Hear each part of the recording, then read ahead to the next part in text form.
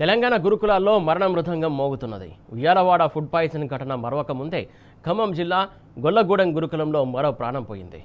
గొల్లగూడెం బాలికల రెసిడెన్షియల్ స్కూల్లో 10వ తరగతి విద్యార్థిని ప్రతిమ ఫిట్స్తో చనిపోయింది. ఇవాళ మధ్యాహ్నం పరీక్ష రాస్తుండగా ప్రతిమ స్పృహ తప్పి పడిపోయింది. అయితే అక్కడ సిబ్బంది నిర్లక్ష్యం కారణంగా ప్రతిమ చనిపోయిందని ఆమె కుటుంబ సభ్యులు ఆరోపిస్తున్నారు. వెంటనే ప్రైవేట్ ఆసుపత్రికి తీసుకుపోయి ఉంటే తమ కూతురు బతికేదని అడిషనల్ కలెక్టర్ ఎదుట గుండెలు బాదుకున్నారు.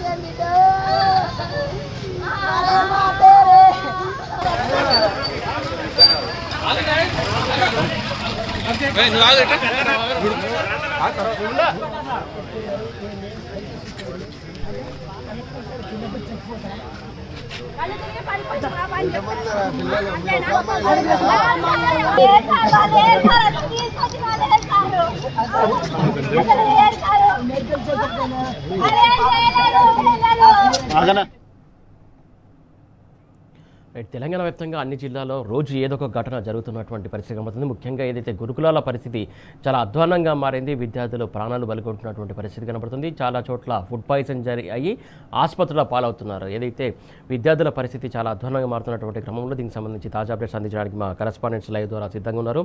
ఇటు వికారాబాద్ నుంచి మహేష్, అలాగే ఖమ్మం నుంచి సాంబశివరావు గారు, అలాగే నెక్స్ట్ రవీందర్ కూడా నిజామాబాద్ నుంచి జాయిన్ అయ్యారు. ఫస్ట్ మహేష్, వికారాబాద్ జిల్లాలో మొత్తానికి గురుకులాల పరిస్థితి ఎలా ఉంది?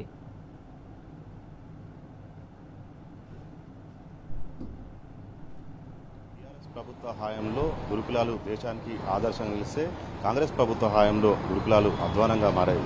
గత 19 నెలల కాలంలో వేలాదిగా విద్యార్థులు ఫుడ్ పాయిజన్ అయి అస్వస్థతకు గురయ్యారు. 100కు పైగా విద్యార్థులు ఆత్మహత్య చేసుకున్న పరిస్థితి కనిపిస్తూ ఉంది. నిత్యం ఏదో ఒక చోట రాష్ట్ర వ్యాప్తంగా కూడా విద్యార్థులకు సంబంధించి ఫుడ్ పాయిజన్ ఘటనలు కావచ్చు, ఇటు కుక్క కాట్లు, పాము కాట్లు, ఎలుక కాట్లకు సంబంధించిన ఘటనలు ఎక్కడో ఒక చోట నిత్యం చోటు చేసుకుంటే ఉన్న పరిస్థితి కనిపిస్తుంది. గత బీఆర్ఎస్ ప్రభుత్వ హయాంలో అటు గురుకుల విద్యార్థులు ఎవరెస్ట్ శిఖరాలను అధిరోహిస్తే నేడు కాంగ్రెస్ ప్రభుత్వ హయాంలో గురుకులాలను వీడి వెళుతున్న దృశ్యాలే మనకు కనిపిస్తూ ఉన్నాయి.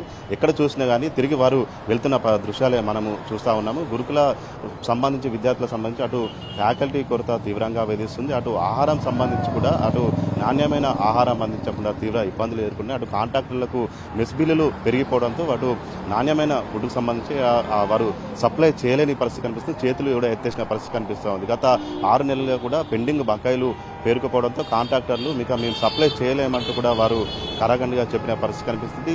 అయితే ప్రభుత్వం మాత్రం కొంత మేర వారికి నిధులు కేటాయించి మళ్ళీ తిరిగి సప్లై చేపిస్తుంది. కానీ అయితే వారికి ఫుడ్కు సంబంధించి చూస్తే అటు మిగతా మెయిన్కు సంబంధించి ఏవి కూడా సరిగా అందలేదు. కేవలం అన్నం కావచ్చు, ఇతర పప్పుకు సంబంధించి ఇలాంటివి వస్తున్నాయి. అటు కోడిగుడ్లు కావచ్చు, ఇటు మాంసం సంబంధించి కూడా వారికి అందట్లేదని కూడా వాళ్ళు కంప్లైంట్ కూడా పెద్ద ఎత్తున కూడా వస్తున్న పరిస్థితి కనిపిస్తుంది. ఇక ప్రస్తుతం మనం గౌలిదొడ్లో ఉన్నాం. ఇక్కడ సిఓలో చూడవచ్చు. ఇక్కడ ఐఐటి కావచ్చు, నీటికి సంబంధించి జాతీయ పరీక్షలకు సంబంధించి ప్రత్యేకంగా శిక్షణ ఇస్తుంటారు. పెద్ద ఎత్తున కూడా ఈ సిఓలో చేరేందుకు కూడా విద్యార్థులు ఆసక్తి చూపుతుంటారు. అయితే 19 నెలల కాంగ్రెస్ ప్రభుత్వంలో గురుకులాలు అస్తవ్యస్తంగా మారిన నేపథ్యంలో విద్యార్థులు కూడా ఇటు వచ్చేందుకు కూడా అటు ముఖం చాటేస్తున్న పరిస్థితి కనిపిస్తోంది. ఎందుకంటే గతంలో గురుకులాల్లో సీటు సంపాదించాలని ఎంతో కష్టపడి చదివేది ఉండేది. అంతేకాకుండా ఈ సీటు కోసం విద్యార్థులు ఎంతో ఆసక్తిగా ఎదురు చూసేవారు. కానీ కాంగ్రెస్ ప్రభుత్వ హయాంలో మాత్రం గురుకులాల్లో చదవాలంటే అటు తల్లిదండ్రులు మొదలు ఇటు విద్యార్థులు కూడా భయపడుతున్న పరిస్థితి కనిపిస్తుంది. భయాందోళనకు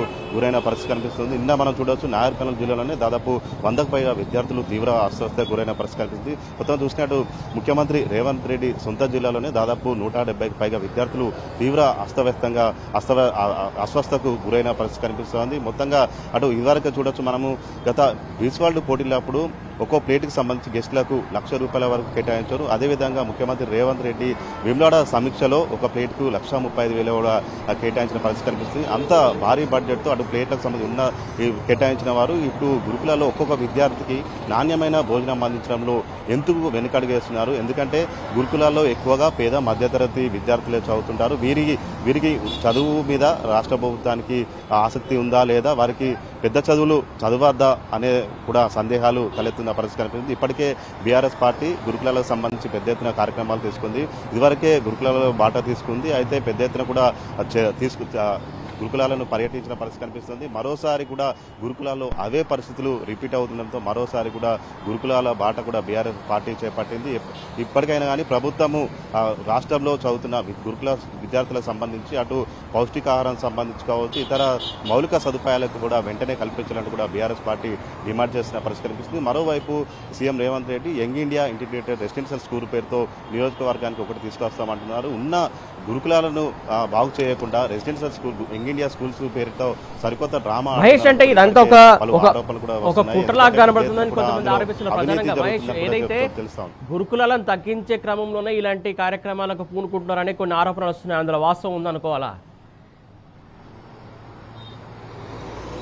ఎగ్జాక్ట్లీ. ఎందుకంటే రాష్ట్ర వ్యాప్తంగా గత బీఆర్ఎస్ ప్రభుత్వంలో గురుకులాలను 1023కు పెంచింది. పెద్ద ఎత్తున కూడా గురుకులాల్లో చదివేందుకు విద్యార్థులు ఆసక్తి చూశారు. అప్పుడు అడ్మిషన్లు కూడా పెరిగిన పరిస్థితి కనిపిస్తుంది. ఇప్పుడు మాత్రము కాంగ్రెస్ ప్రభుత్వ హయాంలో అటు ప్రభుత్వం ముఖ్యమంత్రి వద్దనే విద్యాశాఖ ఉన్నది. అయినా కానీ గురుకులాలను సమీక్ష కూడా జరపట్లేదని కూడా పెద్ద ఎత్తున కూడా ఆరోపణలు వస్తున్నాయి.